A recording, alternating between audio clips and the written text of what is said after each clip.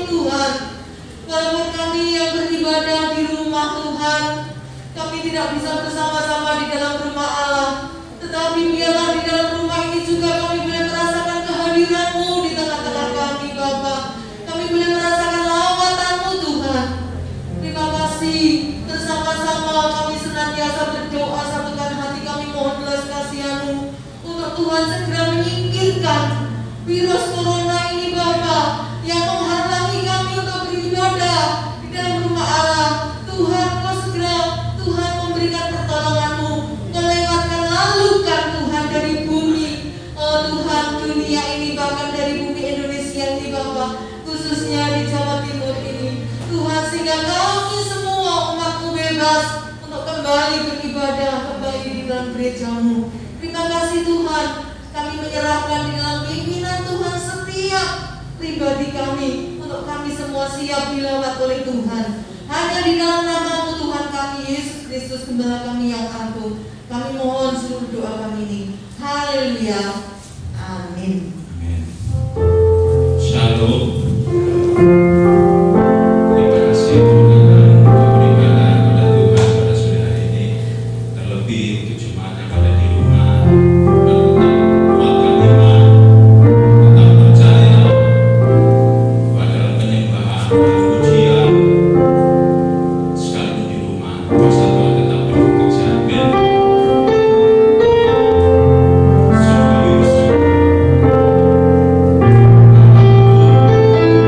Sungguh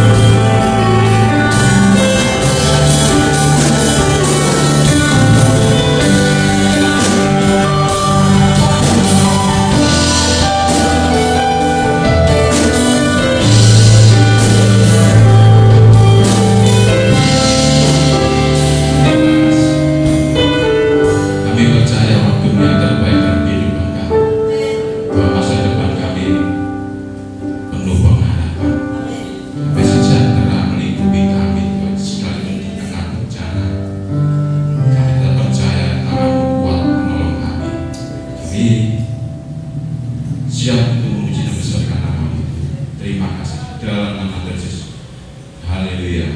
Amin. Yang mudah makin berdiri. Akan pujikan.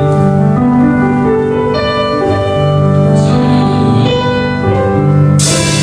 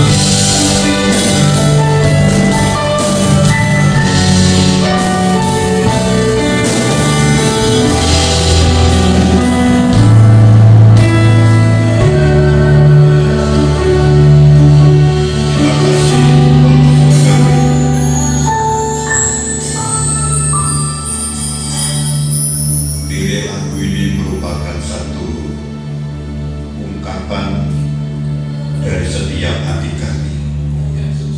Sekalipun kami tidak mungkin dapat mengetahui seluruh rancangan-rancangan-Mu, kami tidak akan mungkin dapat mengerti seluruh kehendak-Mu dengan apa yang sudah terjadi. Tetapi kami sangat berkeyakinan Engkau adalah Bapa yang baik. Engkau bekerja melalui segala sesuatu untuk mendatangkan kebaikan dari kami semuanya. Biarlah di dalam segala situasi dan kondisi yang terjadi tidak membuat hidup rohani kami lesu, hidup rohani kami lemah, tapi kami tetap, Tuhan, bersemangat untuk menaruh pengharapan kami kepada Tuhan, untuk memandang kepada Tuhan melalui iman kami, untuk meningkatkan hubungan pribadi kami dengan Engkau, dan mempererat pula, Tuhan, di dalam relasi kami bagi seluruh anggota keluarga. Terima kasih Tuhan, seluruh pujian kami telah kami naikkan sebagai tanda ucapan syukur.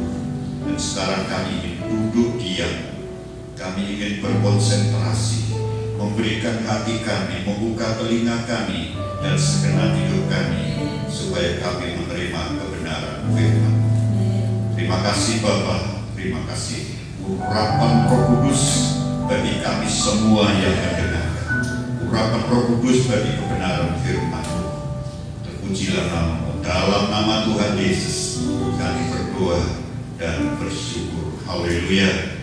Amin. Shalom alaikum. Selamat pagi kepada Bapak Ibu dan saudara sekalian yang berada di rumah, dan selamat beribadah kepada Tuhan. Saudara sekalian, memang sampai hari ini, ya, menurut perhitungan saya hampir genap 2 bulan kita tidak berhimpun bersama-sama di dalam rumah Tuhan. Tetapi hendaknya ini jangan membuat kita terlena, sehingga rohani kita menjadi kendor. Tetapi dalam situasi yang seperti ini, hendaklah kita pergunakan untuk kita justru meningkatkan hubungan pribadi kita dengan Tuhan. Walaupun bersama-sama kita berada di rumah, tidak berada di dalam gereja. Tapi saya berkeyakinan mata kita tidak bisa memandang secara langsung, tangan kita memang tidak bisa berjabatan secara langsung pula, tetapi doa selalu kita naikkan dan kita terus menerus bertemu di dalam doa. Kita terus berjumpa di dalam doa, sehingga itulah yang membuat kita menjadi orang-orang yang terus dikuatkan di dalam setiap iman dan keyakinan kita. Puji nama Tuhan. Dan pada pagi hari ini saya akan menyampaikan firman Tuhan dari hal hanya ada satu pemenang. Tema yang saya ambil dari firman Tuhan pagi hari ini adalah hanya ada satu pemenang. Saudara yang dikasihi oleh Tuhan, ada beberapa jenis pertandingan olahraga dan pertandingan-pertandingan yang lain. Apabila seseorang tidak bisa meraih juara pertama, ia bisa meraih juara yang kedua. Ketika ia juga gagal untuk meraih juara yang kedua, ia masih bisa menduduki juara yang ketiga. Juara pertama gagal, juara kedua gagal, juara ketiga gagal. Itu masih ada kemungkinan yang disebut juara harapan. Juara harapan 1, juara harapan 2, juara harapan ketiga, dan lain sebagainya. Itu memang ada cabang olahraga tertentu, tetapi berbeda dengan pertandingan iman, berbeda dengan pertempuran iman. Pertempuran iman adalah pertempuran yang hanya memberikan satu pemenang, tidak ada juara juara 2, 3, dan lain sebagainya. Pertandingan iman adalah pertandingan antara hidup dan mati. Baiklah, kita akan membaca firman Tuhan dulu sebagai landasan dalam renungan pagi hari ini. Dalam surat Rasul Paulus 1 Korintus pasal yang ke-9. Surat Rasul Paulus dalam 1 Korintus pasal yang ke-9. Saya bacakan pada ayat yang ke-24. Demikian bunyi firman Tuhan. Tidak tahukah kamu bahwa dalam gelanggang pertandingan semua peserta turut berlari, tetapi bahwa hanya satu orang saja yang dapat hadiah?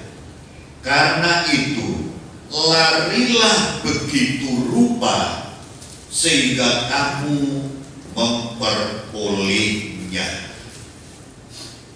Jelas Rasul Paulus berbicara dalam suratnya, semua orang boleh berlari, semua orang boleh bertanding, semua memperoleh kesempatan yang sama untuk arena pertandingan. Tetapi perhatikan dengan baik, ternyata pemenangnya hanya satu, yang menerima hadiah hanya satu, juaranya juga hanya satu. Ya. Kalau kita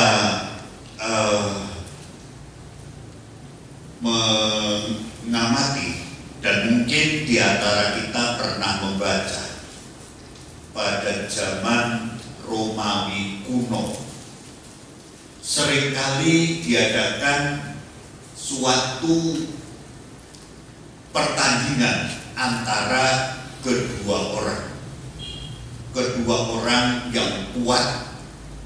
Mereka sengaja diadu di tengah-tengah arena pertandingan dengan disaksikan begitu banyak orang. Karena pertandingan ini adalah sangat menentukan. Yang menang adalah pasti membunuh musuhnya. Jadi yang kalah pasti mati, pasti dibunuh. Tidak ada kemungkinan lain. Karena pertandingan itu adalah pertandingan antara mati dan hidup. Saudara yang pernah melihat film di layar lebar. Di sana ada film yang dikatakan layar emas. Di sana seringkali terjadi hal itu juga. Jadi dibunuh atau membunuh. Tidak ada dua menang. Salah satu pasti menang dan salah satu pasti mati. Karena harus hanya ada satu juara, bukan dua pemenang, satu pemenang.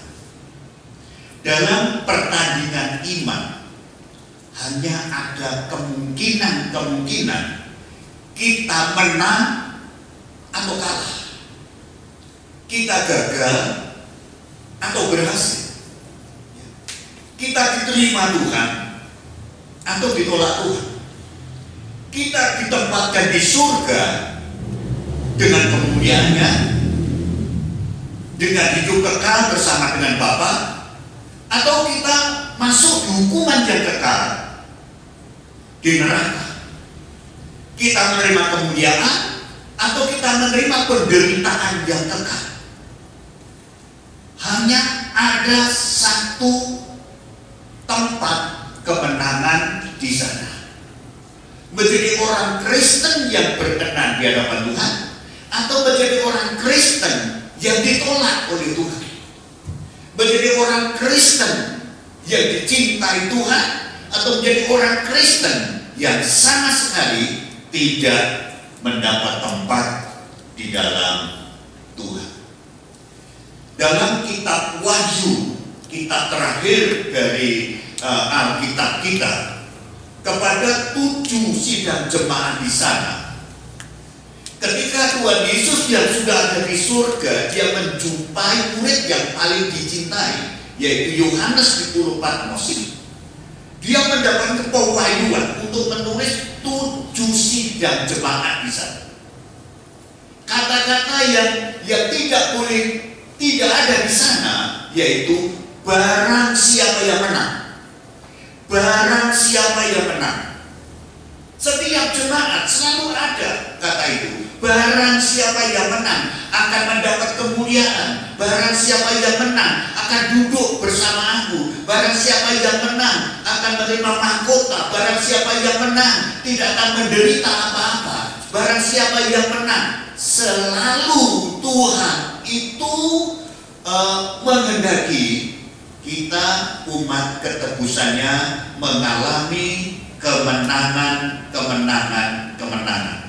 secara rohani, kemenangan iman, ya, kemenangan di dalam kehidupan rohani kita. Dan itu yang Tuhan inginkan dari setiap kehidupan kita. Itulah sebabnya Rasul Paulus dia menasihatkan kepada jemaat di Korintus, karena itu larilah begitu rupa sehingga kamu memperolehnya. Bertandinglah sebegitu rupa, bertempurlah sebegitu rupa. Artinya kita lihat pada ayat yang ke-26. Ayat berikutnya dalam pasal kitab yang sama, ayat 26. Sebab itu aku tidak berlari tanpa tujuan, dan aku bukan petinju yang sembarangan saja memukul. Perhatikan ada dua ungkapan, dua kata yang penting. Yang pertama diingatkan, larilah begitu rupa sehingga kamu menang. Ya. Kemudian hal yang negatif dikatakan di sini, jangan sembarangan memukul. Kalau kita mempergunakan kehidupan kita sebagai anak-anak Tuhan sebegitu rupa, artinya kita pergunakan dengan sebaik-baiknya waktu yang ada pada kita. Kita pergunakan kehidupan kita ini sebaik-baiknya sesuai dengan firman. Itu artinya kita telah mempergunakan hidup sebegitu rupa. dan tidak sembarangan saja. Tidak sembarangan, tidak sembrono, tidak semaunya sendiri, tetapi dengan satu sikap yang begitu sangat baik. Tidak sembarangan mempergunakan waktu, tidak sembarangan mempergunakan hidup kita, tidak sembarangan mempergunakan kata-kata kita, tidak sembarangan mempergunakan tingkah laku kita, tidak sembarangan untuk kita memperlakukan hidup kita, tetapi kita mempergunakan hidup ini sedemikian rupa, artinya sesuai dengan firman Tuhan. Dan itulah yang akan menghantar kita kepada suatu kemenangan, suatu keberhasilan yang besar. Ya, puji Tuhan. Hal itu, saudara ya, ketika kita baiknya kita akan baca yang ayat-ayat yang lain dalam kitab yang sama. Ayat 25 pada 1 Korintus pasal 9:25, tiap-tiap orang yang turut mengambil bagian dalam pertandingan menguasai dirinya dalam segala hal. Perhatikan, menguasai dirinya dalam segala hal. Mereka berbuat demikian untuk memperoleh suatu mahkota yang fana, tetapi kita untuk memperoleh suatu mahkota yang abadi. Ayat 27, tetapi aku melatih tubuhku dan menguasainya seluruhnya, supaya sesudah memberitakan Injil kepada orang lain, jangan aku sendiri ditolak. Perhatikan, ada dua kata yang diungkapkan Rasul Paulus lewat firman. Yang pertama, kata-kata yang sama, yaitu menguasai diri. Itu diungkapkan sedemikian rupa ya. Pada ayat 25, menguasai dirinya. Kemudian diungkapkan lagi pada ayat yang ke-27, menguasai seluruhnya malah. Jadi ini artinya kehidupan yang kita pergunakan sedemikian rupa sesuai dengan firman tidak lepas daripada kita mengontrol, menguasai diri kita. Kita kendalikan seluruh hidup kita, mulai dari pikiran kita, hati kita, ucapan kita, tingkah laku kita, dan seluruh kehidupan kita taklukkan di bawah otoritas firman Tuhan. Artinya ketika kita menyerahkan seluruh kehidupan kita taklukkan di bawah otoritas Tuhan, hidup kita itu kemudian dikendalikan oleh firman Tuhan. Sehingga di dalam suratan 1 Petrus ya, pasal yang keempat ya, pada ayat yang ke-7 dikatakan Rasul Petrus, kuasailah dirimu dan jadilah tenang, supaya kamu dapat berdoa. Mustahil kita bisa menguasai hidup kita tanpa kita berdoa. Tidak mungkin. Kekristenan yang lemah di dalam doa, kekristenan yang kurang di dalam doa, selalu gagal. Kekristenan yang tidak mengutamakan doa pasti selalu gagal. Dan itu kita lihat pengalaman-pengalaman yang sudah terjadi di banyak orang, terutama pengalaman para murid-murid sendiri. Kalau kita kurangnya doa, kurangnya kita berkomunikasi, berelasi dengan Tuhan, maka kita tidak mungkin dapat menaklukkan diri kita kepada Tuhan. Dan itu adalah merupakan orang yang mengandalkan kekuatannya sendiri, kemampuannya sendiri, kepintarannya menganggap semua itu adalah mudah. Dan itulah sebenarnya letak kegagalan daripada murid-murid. Kuasai dirimu supaya kamu bisa tenang dan berdoa. Orang yang tidak bisa menguasai dirinya, dikatakan dalam Amsal Salomo, dikatakan itu adalah satu kota yang sudah roboh pada temboknya, yang sudah kehilangan bentengnya, kehilangan perlindungan. Sehingga ketika kalau tidak ada perlindungan, apapun bisa terjadi. Hidup jadi rusak, hidup jadi kekaruan karena tidak ada yang membentengi, tidak ada yang melindungi. Jadi bagaimana pentingnya doa yang sungguh-sungguh dan terus-menerus kepada Tuhan, karena di situ akan terus-menerus hidup ini terkontrol. Kita tundukkan di bawah kuasa daripada Allah. Puji Tuhan. Untuk menjadi pemenang, perhatikan ya, kita akan baca di dalam surat 2 Timotius. Ini adalah langkah pertama bagaimana untuk kita benar-benar meraih suatu kemenangan. 2 Timotius pasal yang kedua.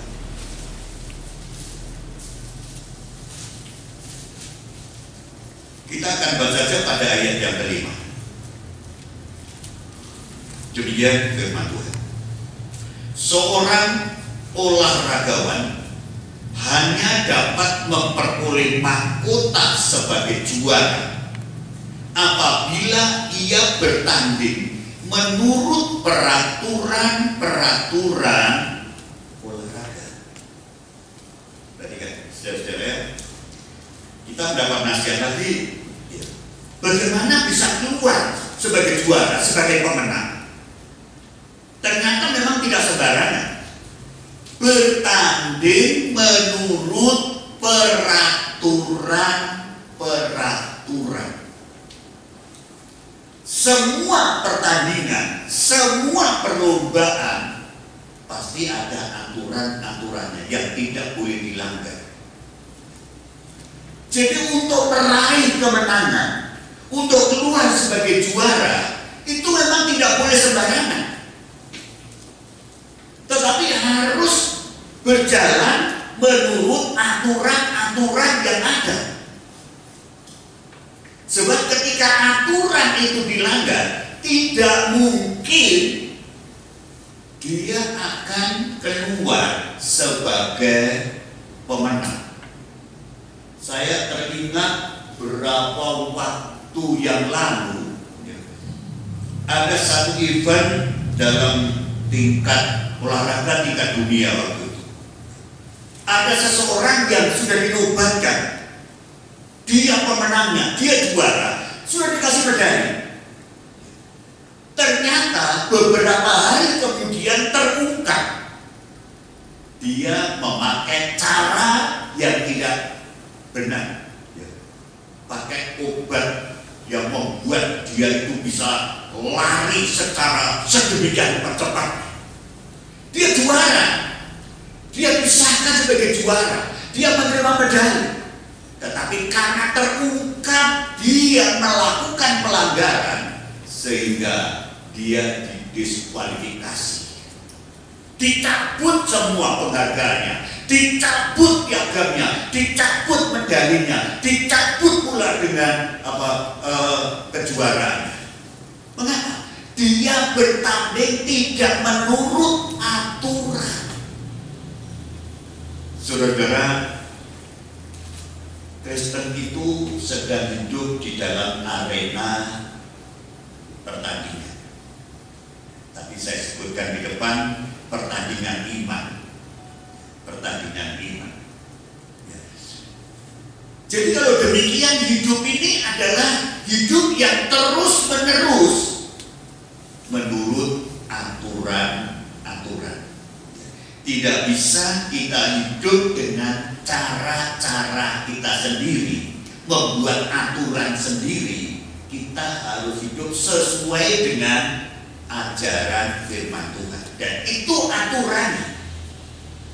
Antara lain kalau kita perhatikan dalam Alkitab, dalam firman Tuhan, di dalam Injil Lukas pasal 4 ayat yang ke-16 misalkan, itu salah satu aturan. Tuhan Yesus setiap hari Sabat dia berada dalam rumah. Ini adalah aturan. Setiap hari Sabat, setiap hari Tuhan, kita adalah setiap hari Minggu berada di dalam rumah Allah. Itu aturan. Dan itu Tuhan sudah mentaati itu. Setiap hari Sabat dia seperti biasa berada di dalam rumah Tuhan. Di dalam hukum Taurat 10 hukum dikatakan di sana, ingatlah dan kuduskan hari Sabat. 6 hari kamu bekerja, tapi hari yang ke-7 kamu harus berhenti dari semua pekerjaan. Kamu, istrimu, anakmu, keluargamu, kemudian pembantumu, semua berhenti dari pekerjaan. Karena Allah menciptakan langit bumi dan isinya ini adalah selama 6 hari. Hari yang ke-7 ia sudah berhenti. Itu sebabnya hari Sabat dikuduskan oleh Tuhan, hari Sabat diberkati oleh Tuhan. Ini aturannya jadi orang Kristen. Jadi orang Kristen itu punya aturan baku dalam ibadah. Setiap hari Sabat, setiap hari Tuhan, hari Minggu, apapun yang terjadi, seharusnya berada di dalam rumah Tuhan. Kemudian kita melihat dalam bentuk yang lain, ya, orang-orang Yahudi itu mempunyai jam-jam doa tertentu. Jadi bukan setiap kali dia mau berdoa, ada jam-jam doa tertentu. Jadi ketika misalnya salah satu jam doa yang digunakan oleh orang Yahudi, ya, misalkan jam 3 sore. Kalau dari kita itu kan asal orang Yahudi tahu jam 3 semuanya berdoa. Dimanapun mereka, di pekerjaan berhenti sebentar, di jalan berhenti sebentar, ya, dalam kesibukannya berhenti sebentar, ya, dimanapun mereka berhenti, mereka berdoa. Itu jam doa, jam doa. Dan kalau kita lihat di salah satu pasal yang ketiga, kita lihat di sana Petrus dan kawannya, dia naik ke bait Allah jam 3 karena itu jam sembahyang, jam doa. Ada jam-jam tertentu untuk dia berdoa. Ini aturan yang ditetapkan dalam firman Tuhan. Jadi bukan, sekali lagi, bukan semaunya sendiri, bukan sembarangan. Ada aturan. Kita perhatikan yang saya bacakan adalah dalam kitab Daniel. Daniel pasal yang ke-6. Saya ambil saja pada ayat yang ke-11. Demi didengar Daniel bahwa surat perintah itu telah dibuat, pergilah ia ke rumahnya. Dalam kamar atasnya ada tingkat-tingkat yang terbuka ke arah Yerusalem. 3 kali sehari ia berlutut, berdoa, serta memuji Allahnya seperti yang biasa dilakukan. Seperti yang biasa dilakukannya. Jadi di sini, saudara, Daniel begitu mentaati aturan doa. Aturan doa dalam keadaan yang sangat-sangat tidak memungkinkan, karena di sini ada satu ancaman yang pasti, ya, Dia akan menghadapi resiko yang begitu luar biasa beratnya. Dia akan masukkan dalam buah singa, kandang singa, tetapi dia lebih taat kepada Tuhan. Berdoa 3 kali sehari. Berdoa, berlutut, kemudian memuji Allah. Ini artinya, saudara ya, begitu taatnya dalam aturan. Kehidupan Kristen ini terikat dengan aturan firman Tuhan.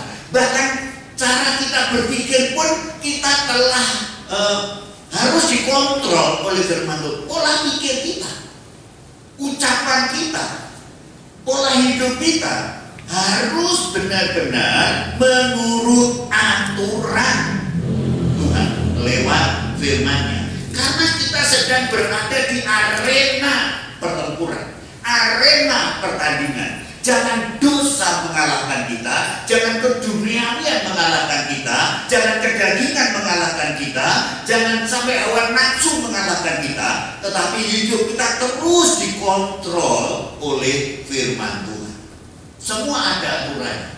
Melayani ada aturannya, ibadah ada aturannya, berdoa ada aturannya, memberi persembahan ada aturannya. Semua telah diatur sedemikian rupa, tidak bisa melakukannya secara sembarangan dan serampangan. Semua ada aturannya.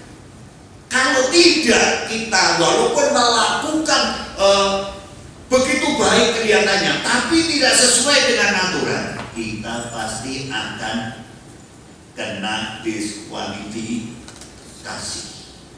Kita pasti akan dihentikan, tidak lagi boleh ikut di dalam suatu arena pertandingan iman kita. Kalau kita selalu melakukan pelanggaran. Jadi kalau kita ingin menjadi pemenang nanti, taati dulu aturan-aturan. Aturan itu sebagai orang Kristen. Aturan hidup yang benar ini kita taati dulu. Sebab ini harus menjadi mendasari. Kalau aturan sudah salah, kita mati-matian berlatih percuma. Kita mati-matian bertempur percuma. Karena aturan yang kita pakai tidak sesuai dengan aturan yang digariskan oleh Tuhan. Itu yang pertama. Sudah ya.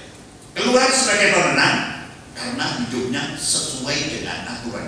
Ibadah, doa, baca firman, dan hidup benar sesuai dengan firman. Itu adalah hal-hal yang di Tuhan itu kehendaki. Ya. Kemudian kita akan maju hal yang kedua. Selain kita untuk selalu mentaati aturan-aturan yang ditetapkan, yang harus kita praktekkan di dalam pola hidup kita. Hal yang kedua adalah kita harus benar-benar melakukan itu seluruhnya. Jadi Kristen itu mentaati firman Tuhan itu bukan sebagian firman Tuhan. Bukan sebagian firman Tuhan, tetapi sepenuhnya mentaati semua firman Tuhan. Saya berikan satu gambaran dan satu contoh yang sederhana. Kalau kita mengenal mobil-mobil zaman dulu yang berpintu 4 atau berapa, kalau ingin aman, mobil itu tidak bisa dicuri. Semua pintu harus dikunci. Pintu samping, sebelah kanan, sebelah kiri, pintu belakang, sebelah kanan, sebelah kiri, bahkan bagasi pun pintunya harus dikunci supaya aman. Semua dikunci. Ini baru aman. Kalau kita mengunci hanya tiga pintu, sedangkan satu pintu tidak dikunci, ini sama halnya kita tidak mengunci. Karena satu pintu bisa dimasuki pencuri dan untuk mengambil barang-barang di dalam mobil. Jadi kalau ada 4 pintu, 4 yang dikunci semuanya. Seseorang, misalkan berikan contoh yang lain, misalkan di dalam suatu undian, ya undian, nomor ada 6 nomor, 1, 2, 3, 4, 5, 6. Kalau kita ingin mendapatkan undian itu di pihak kita, mendapatkan hadiah, ke-6 angka ini harus persis sama dengan angka yang kita miliki. Angka yang kita miliki. Misalkan begini, katakan angka 1, 2, 3, 4, 5, 6. Tapi angka yang kita miliki 1, 2, 3, 4, 5 lagi. Kira-kira dapat hadiah enggak? Masih bingung? Ya. Ada 6 angka. Ya. Angka di sana harus 1, 2, 3, 4, 5, 6. Sedangkan angka yang saya miliki 1, 2, 3, 4, 5, 5. Dapat hadiah enggak? Kenapa? Lu kan tipis sekali, iya toh? Angka belakang kan di situ seharusnya 6, saya punya 5. Kira-kira saya dapat hadiah enggak? Tidak mungkin. Salah satu angka sama dengan salah 6 angka.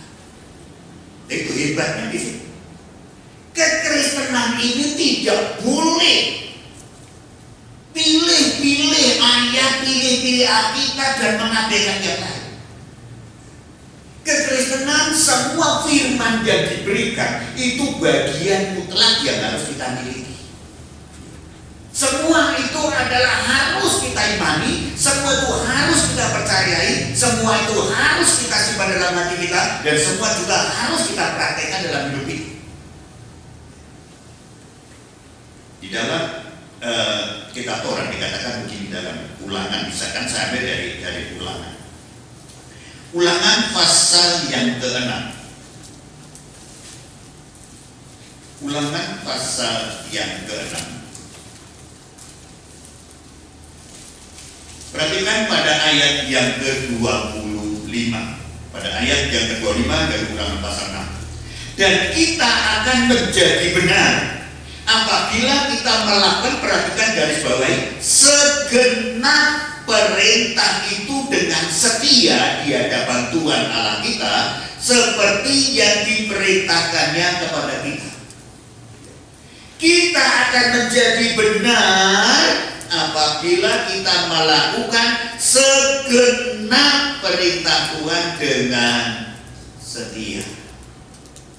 Saudara, tidak sebagian, separuh dari perintah Tuhan, tidak 80% dari perintah Tuhan, bukan 90% dari perintah Tuhan, tetapi sepenuhnya, seluruhnya. Kita akan menjadi benar, dan kita menjadi juara, kita menjadi pemenang, karena kita telah melakukan seluruh kebenaran firman Tuhan. Dan itulah sebenarnya yang Tuhan itu inginkan dari setiap kehidupan kita. Yakobus juga mengatakan demikian. Coba perhatikan dalam surat Yakobus pasal yang kedua. Surat Yakobus pasal yang kedua. Jadi bagaimana mutlaknya, ya, aturan firman Tuhan itu harus kita lakukan semuanya, bukan hanya dengan cara yang benar, tetapi harus semuanya. Yakobus pasal 2 pada ayatnya yang ke-10. Sebab barang siapa menuruti seluruh hukum itu, tetapi mengabaikan satu bagian daripadanya, ia bersalah terhadap seluruhnya. Hebat kan? Saudara, hebat. 10 hukum diabaikan satu saja, 9 yang dilakukannya jadi batal, salah semuanya. Ini apa yang dikatakan di dalam firman Tuhan. Jadi kita menjadi orang itu tidak boleh tanggung-tanggung. Kita harus menjadi orang Kristen ini sepenuhnya. Menjadi orang Kristen bukan hari-hari tertentu baru kelihatan Kristennya. Menjadi orang Kristen tidak boleh pada saat di tempat-tempat tertentu baru kelihatan Kristen. Kristen kita, jiwa Kristenan kita harus setiap waktu, setiap kesempatan, dimanapun juga. Tidak boleh tidak. Dimanapun, kapanpun, apa yang terjadi, kita harus menampilkan pola hidup Kristen kita. Bukannya pada saat di gereja, bukan pada saat berdoa, bukan pada saat dalam persekutuan. Kita harus menjadi Kristen di dalam 24 jam sehari. Kekristenan kita harus menjadi bagian yang tidak terpisahkan dari setiap kehidupan kita. Itu yang Tuhan itu inginkan. Itu namanya orang menurut aturan yang benar, kemudian mempraktekkan aturan itu secara penuh, totalitas yang dia lakukan itu, tidak hanya sebagian. Kita merespon satu kejadian yang baik, tetapi kita tidak bisa tidak mengerti kelanjutannya bagaimana. Misalnya saya contoh dalam Injil Lukas pasal 23. Ini soal kematian Tuhan Yesus. Injil Lukas pasal yang ke-23. Kita akan perhatikan ayat yang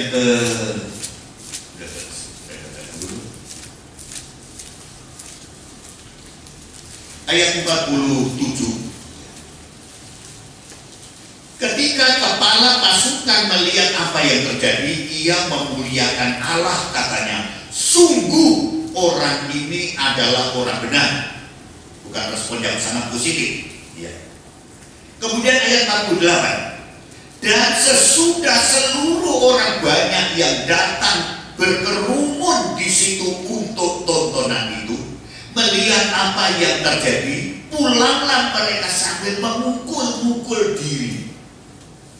Ayat 49. Semua orang yang mengenal Tuhan Yesus dari dekat, termasuk perempuan-perempuan yang mengikuti dia dari Galilea, berdiri jauh-jauh dan melihat semuanya itu. Mari kita lihat reaksi pertama dari kepala pasukan yang melihat peristiwa penyaliban Tuhan Yesus dan apa yang terjadi. Dia merespon begitu sangat positif. Orang ini adalah orang yang benar.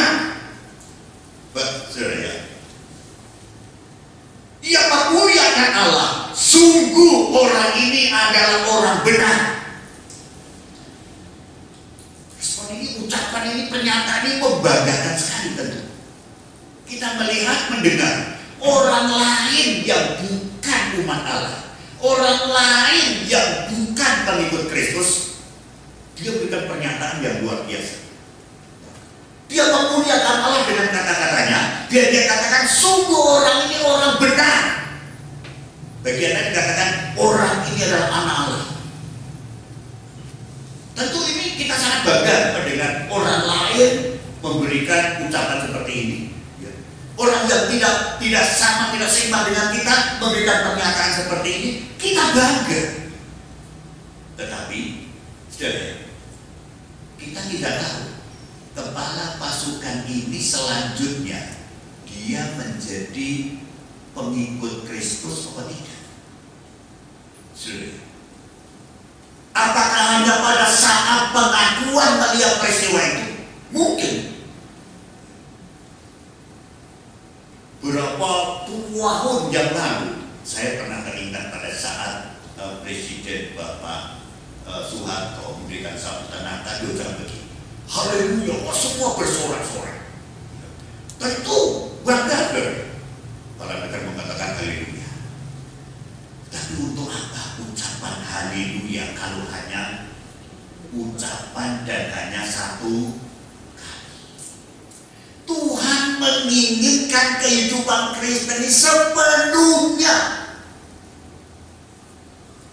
Entah situasinya bagaimana, entah keadaannya bagaimana, entah kita di mana, kita harus benar-benar jiwa Kristen tidak boleh kita sembunyikan. Kita harus menjadi terang yang terus bercahaya. Jangan hanya seperti kepala pasukan, kita tidak tahu kelanjutannya. Dia tetap jadi kafir atau dia percaya kepada Tuhan. Tidak ada bagian itu yang diungkapkan. Orang banyak telah melihat bagaimana peristiwa penyaliban, bagaimana sabarnya Tuhan Yesus, bagaimana ucapannya begitu penuh kasih, bagaimana dia tidak mengutuk, bagaimana ia tidak mengeluh, bagaimana ia menerima semua dengan baik sampai pada hari matinya.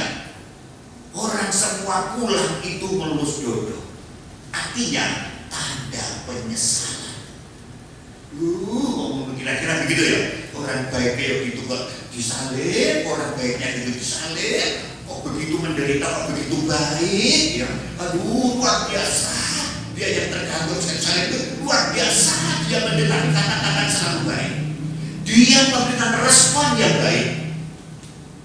Orang banyak itu mengelus jodoh nih, saudara, tanda penyesalan. Tadi aku memolok, tadi aku melakukan ini, tetapi kelanjutannya dia orang yang tetap menyesali atau tidak. Apa hanya pada peristiwa itu saja. Kemudian yang ketiga, kita lihat ibu-ibu dari kelompok ibu-ibu yang lain, ya, orang-orang yang mengenal Tuhan Yesus dari dekat pada waktu belum peristiwa itu, termasuk perempuan itu mengikuti dia dari Galilea, berdiri jauh-jauh.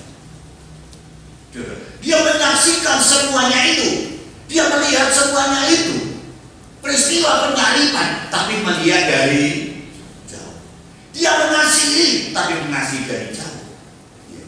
Dia terharu, tapi dari jauh. Dari jauh itu kalau menurut pikiran saya, ya, orang ini, kelompok ini, ya, separuh hatinya untuk Tuhan, ya, separuh hatinya untuk lain. Karena tidak bersama langsung, tapi dari jauh, dari jauh. Dia menyaksikan semuanya. Artinya dia mengasihi Tuhan, tapi mengasihi separuh hati. Sebab seandainya terjadi sesuatu bahaya, dia cepat lari. Dia cepat lari. Itu sebabnya dia memposisikan tempatnya itu jauh dari di mana Tuhan Yesus disana. Saudara, kekristenan tidak boleh seperti ini. Jangan pada saat Tuhan disanjung-sanjung, pada saat Tuhan melakukan mujizat, menghidupkan orang mati, menyembuhkan semua penyakit, mengusir setan, bersama-sama dengan Tuhan, begitu dekat dengan Tuhan, begitu sangat akrab dengan Tuhan. Ketika ada kesulitan, dia jauh. Tidak boleh terjadi. Kekristenan itu harus menampakkan kekristenan sejati dalam semua keadaan, semua situasi yang terjadi. Ingat, istrinya Lot, dia meninggalkan dari kota maksiat itu, meninggalkan Sodom Gomora. Dia melari ke depan, matanya ke depan, tetapi hatinya masih ada di, hatinya masih ada di Sodom, hatinya masih terjerat dengan kekayaan, dengan semua yang ada di Sodom. Akhirnya apa? Menoleh ke belakang.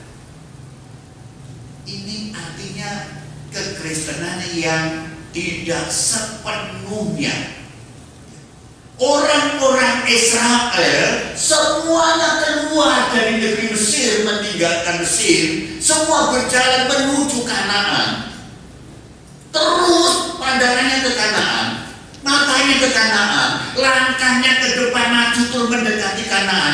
Tetapi gaya hidup Mesir, pola hidup Mesir itu masih melekat di dalam hatinya. Itu sebabnya selalu ketika ada kesulitan, dia berkata, mari kita kembali ke Mesir, kita ambil pimpinan kembali ke kepada Tuhan, percaya kepada, tidak sepenuh, tidak seluruhnya. Hatinya separuh ingin ke Kanaan, separuh masih berada di Mesir. Tidak ada orang yang bisa menikmati negeri perjanjian seperti itu. Tidak ada kekristenan akan mengalami kemenangan total, kemuliaan total. Tidak ada Kristen keluar sebagai pemenang yang sejati kalau hidup tidak sepenuhnya untuk Tuhan. Perhatikan apa yang tersisa dalam kehidupan Tuhan Yesus yang tidak diberikan kepada manusia. Saudara, apa yang tidak diberikan untuk manusia ini apa? Semuanya, saudaraku. Surga dia tinggalkan, kemuliaan dia tinggalkan, kealahannya dia tinggalkan, menjadi manusia turun ke bumi, menjadi orang paling hina, dilahirkan tempat paling hina, hidup di keluarga yang paling sederhana, terus menerus dibutuhkan manusia sampai pada akhirnya nyawa diserahkan untuk manusia. Itu sebabnya Tuhan menginginkan kehidupan kita ini benar-benar sepenuhnya untuk mengasihi Tuhan, bukan sebagian, bukan waktu-waktu tertentu kita mengasihi Tuhan. Haleluya. Kekristenan harus dibangun seperti itu. Sampai satu saat Tuhan mengatakan, pada waktu itu aku akan berkata berterus terang, aku tidak pernah mengenalkan Tuhan, aku ini Tuhan bernubuat, aku sudah mengusir setan. Mengapa? Aku tidak mengenal kamu. Apa sebabnya? Kamu tidak melakukan kehendak Bapakku di surga. Satu saat Tuhan mengungkapkan kepedihan hatinya.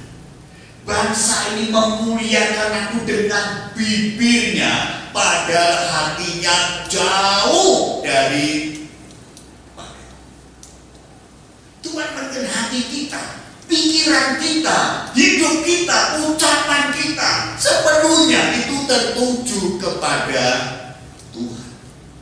Kekristenan itu mempersembahkan imannya, tapi juga mempersembahkan perbuatannya. Kekristenan mempersembahkan hatinya, tapi juga mempersembahkan ucapannya. Karena Tuhan menebus kita itu seluruh kehidupan kita, bukan separuh kehidupan kita. Dia ingin sepenuhnya hidup kita ini menjadi miliknya Tuhan. Itu hal yang kedua. Ya. Mentaati firman itu sepenuhnya, seluruh kehidupan kita. Tidak boleh ya, bagian-bagian kita pilih, bagian-bagian kita abaikan. Itu sama dengan semua membuat salah. Yang ketiga, selain aturan yang baik kita pakai, mentaati semuanya, bagian yang terakhir, yang ketiga, ingin keluar sebagai pemenang, juara itu harus bertanding sampai garis akhir. Bertanding sampai garis finish. Sebelum garis finish berhenti, walaupun kurang 1 meter katakan, kita tidak akan pernah keluar sebagai pemenang. Dan itu yang Tuhan mau. Saudara, luar biasa bersorak, luar biasa kebanggaan, luar biasa ketika Rasul ini dia mengetahui telah mencapai garis akhir di dalam 2 Timotius pasal yang keempat.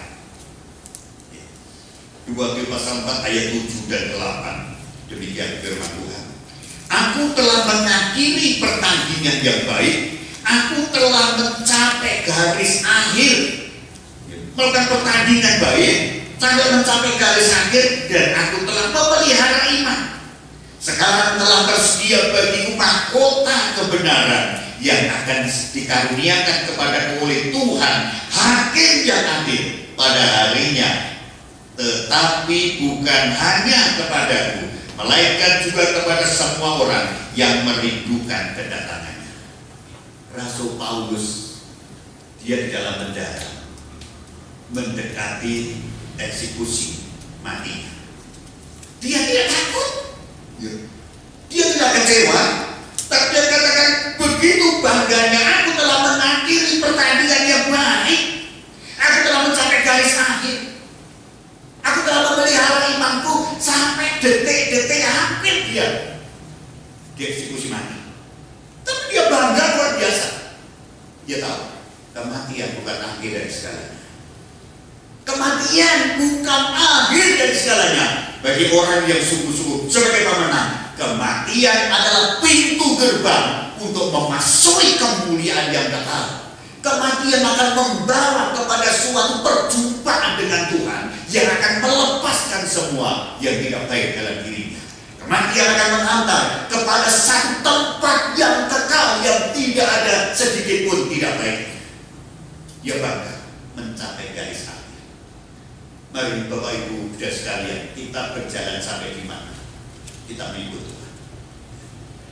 Ada satu pelari maraton menempuh jarak 42 km. Dia telah berjuang secara all out untuk dia memacu lari, dan selama itu dia berada di depan terus dari semua kawan-kawannya. Dia berada di depan terus, nomor 1 terus. Tapi apa yang terjadi? 30 meter kurang lebih, kakinya kram luar biasa. Kram ototnya kram luar biasa. Dia jatuh. Dia jatuh.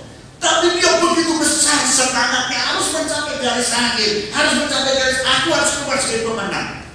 Dia jatuh bangun, dia lari jatuh lagi, dia lari jatuh lagi, dia berdiri jatuh lagi, jatuh lagi, dan musuh lawannya semakin mendekat dia, mendekati dia, mengejar dia. Sudah semakin dekat, tapi dia terus tidak putus asa. Dan akhirnya dia merangkak dengan sisa-sisa tenaga yang masih ada. Dia merangkak dan kuat lagi, akhirnya gulung, badan yang gulung, tanpa kaki, tanpa tangan dia gulung, dan akhirnya dia bisa mencapai garis akhir dan keluar sebagai juara. Semua penonton di stadion itu heroik dengan sorak luar biasa. Dia berdiri dengan penghargaan luar biasa. Bagaimana kira-kira hati daripada pelari? Dia telah all out. Dia telah mengeluarkan seluruh kemampuannya, seluruh tenaganya. Walaupun sedemikian rupa penderitaannya, dia tidak pernah mau berhenti untuk lari sampai kepada garis akhir. Kita sadar, saudara-saudara, perjalanan kekristenan kita tidak pernah mulus. Kita ibarat lewat via Dolorosa. Jalan kita, jalan menuju ke salib, kepada penderitaan, kepada pencobaan, kepada hambatan, halangan begitu banyak. Tetapi ingatlah, orang yang bisa mencapai garis akhir dengan benar, dia akan mengalami kelegaan luar biasa. Ingat, ketika Tuhan Yesus di atas kayu salib, kata-kata terakhir yang dia ucapkan, dia tahu segala sesuatu sudah selesai. Lalu dia katakan, menyerahkan nyawanya, sudah selesai. Tundukkan kepala. Ini kelegaan yang luar biasa. Oh, ini keberhasilan yang luar biasa. Dia telah melewati penderitaan yang begitu luar biasa, melewati siksaan yang luar biasa, melewati hinaan yang luar biasa, melewati kesakitan yang luar biasa, ditinggal sendirian, tetapi akhirnya keluar sebagai pemenang. Sudah selesai. Pelong diri. Betapa indah, saudara, kekristenan kita. Keluar sebagai pemenang. Kekristenan dan satu pemenang. Jangan pernah kalah. Sebab kalah artinya dalam rohani, kalah tidak pernah bertemu dengan Tuhan. Kalah dalam arti tidak pernah masuk dalam kerajaan surga. Kalah dalam arti tidak pernah menerima kemuliaan dari Tuhan. Hanya ada satu pemenang. Jadilah orang-orang Kristen yang terus menerus kita hidup bersama dengan Tuhan dalam semua keadaan, semuanya.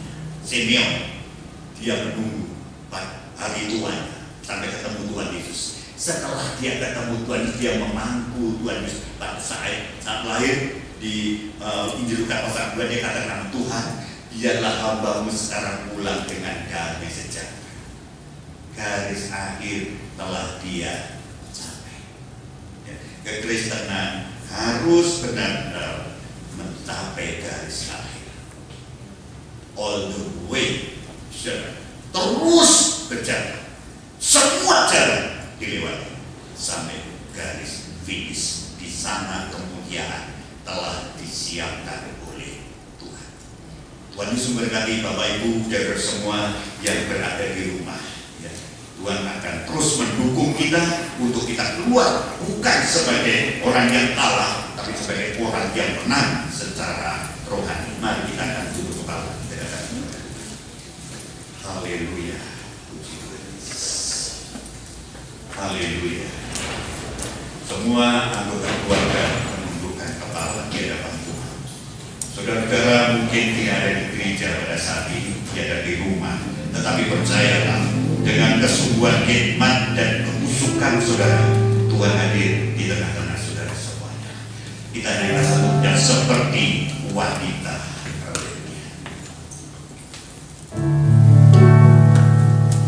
Amin. Puji Tuhan Yesus. Haleluya. Haleluya.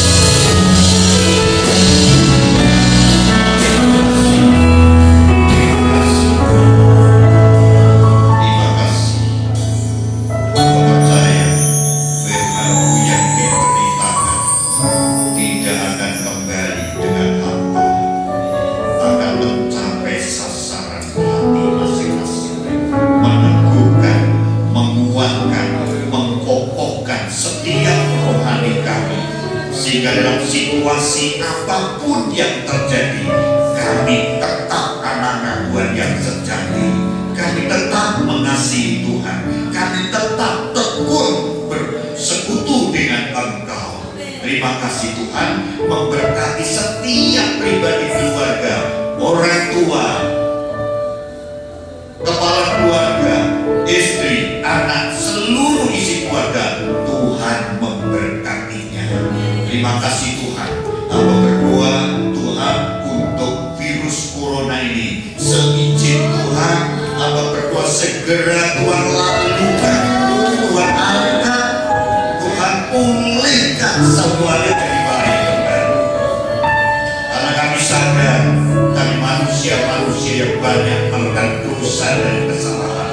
Ampunilah kami semuanya, ampunilah bangsa kami, ampunilah semua manusia yang tidak memuliakan Tuhan. Terima kasih Tuhan. Hamba berdoa ya Tuhan Yesus, oh Tuhan, untuk saudara-saudara kami yang sedang dirawat karena sakit, terutama karena virus ini. Tuhan, mujizat itu menyatakan Tuhan, baik mereka semua segera sembuh dan segala pergularan, oh Tuhan, virus mereka dapat dipatahkan semuanya. Tuhan, khususnya seluruh jemaat Philadelphia semua sehat sempurna, dilindungi oleh kuasa Tuhan. Kami tidak dicengkeram oleh ketakutan, karena kami punya Tuhan yang melebihi kekuasaannya dari apapun juga. Terima kasih Tuhan. Semua tenaga dokter, perawat, semua sukarelawan yang ikut terjun langsung menangani ini, semua dilindungi oleh Tuhan, semua diselamatkan oleh Tuhan. Terima kasih Tuhan, memberkati semua yang hadir pada saat ini. Tuhan dipermuliakan. Hidupi tetangga kami Tuhan, tiba di rumah dengan sejahtera. Saudaraku yang dikasih oleh Tuhan, sekarang terimalah berkat dari Bapa, cinta kasih dari Putranya yang tunggal, dan persekutuan Roh Kudus, dan kami semua berada tetap di hadirat Tuhan. Dalam nama Tuhan Yesus, haleluya, amin. Ya, puji Tuhan. Ya, saya dengar ada berita beberapa hari kemudian ada aturan pemerintah PSBB, dan mungkin Bapak Dwi bisa menyampaikan penjelasan sedikit berkaitan dengan aturan PSBB. Moga.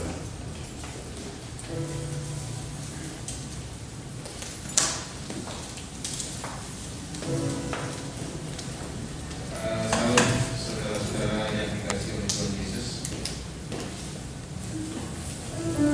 Sudah diputuskan oleh Menteri apa yang menjadi permohonan dari pemerintah provinsi. Ada 3 kota dan kabupaten, yaitu Surabaya, Sidoarjo, dan Gresik, akan segera dilaksanakan PSBB, pembatasan sosial berskala besar. Untuk pelaksanaannya, rapat selalu diadakan, ya mungkin di tingkat Kabupaten Sidoarjo tidak jauh berbeda dengan yang di Surabaya. Jadi di Surabaya itu hampir setiap hari selalu dilakukan koordinasi, ya, untuk mengambil langkah-langkah apabila PSBB nanti jadi diberlakukan, yang rencana akan dilaksanakan pada tanggal 28, jadi hari Selasa, ya. Sosialisasi pelaksanaan PSBB ini sebetulnya sudah berjalan, ya, sudah diawali 1 bulan yang lalu. Kita lakukan distancing, kemudian ada protokol-protokol yang dilakukan, yaitu kita harus mencuci tangan, melakukan segala sesuatunya, kemudian pakai masker, menjaga jarak, tidak bersalaman, ya. Kemudian saat ini sedang ditingkatkan lagi kaitannya dengan kegiatan sosial, ya. Kegiatan sosial ini menyangkut juga masalah hiburan, masalah keagamaan, kemudian juga hajat hidup, ya, orang yang jual beli. Ya, kita yang kita kaitkan yang ada di keagamaan, memang secara pasti itu belum ada melarang begitu ya, melarang itu tidak ada seperti itu. Tetapi yang jelas karena di dalam setiap kita bertemu, kita tidak tahu ya, sampai di antara kita ini ada yang membawa virus itu, sehingga aturan itu semacam himbauan ya. Walaupun itu mengharapkan supaya tidak dilakukan ibadah dalam skala besar, ibadah seperti hari Minggu, seperti kegiatan keagamaan yang lainnya ya, itu dilakukan secara mandiri di rumah masing-masing ya. Caranya seperti apa ya? Seperti yang sudah kita lakukan saat ini, melakukan melalui online ya, itu pun dilakukan oleh keagamaan atau saudara-saudara kita yang beragama lain ya. Kita sudah dapat melihat ya, beberapa masjid atau tempat ibadah yang lainnya juga sudah tidak melakukan ibadah bersama. Saat ini di Surabaya ya, karena saya kebetulan ada di Surabaya, sudah dilakukan pendataan ya, masjid-masjid yang masih melakukan ibadah secara bersama-sama, baik itu sholat Jumat, sholat tarawih, memang masih ada ya. Nah, yang saya ketahui untuk kegiatan ibadah yang dilakukan oleh saudara-saudara kita seiman ini rupanya lebih taat ya, di Surabaya sudah tidak ada ya. Nah, kita juga mengikuti karena di PPS pusat di sana juga sudah tidak ada kegiatan keagamaan di gereja ya. Seperti yang saya lihat di sana ada beberapa majelis saja ya, ibadah untuk seperti sekarang ini di online kan, kemudian di rumah-rumah saudara-saudara mengikutinya.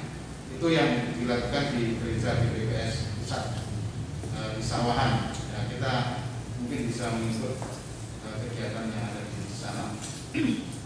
Nah, kemudian untuk kegiatan di luar, kalau saya melihat di sepanjang, kalau kita jalan dari gereja pulang ke rumah ke Wadi sana ya, itu sangat memprihatinkan ya. Tadi saya melihat itu misalnya ada virus satu saja di sana, ada menjauh wahai satu orang aja, waduh kena semua itu sudah ya, tidak mendahului kehendak Tuhan.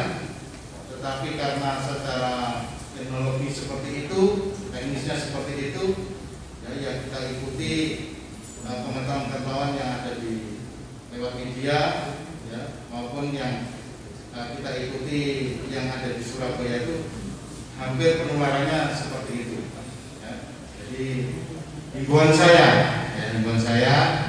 kepada saudara-saudara seiman ya, kita harus mengikuti aturan protokol yang sudah ditentukan oleh pemerintah.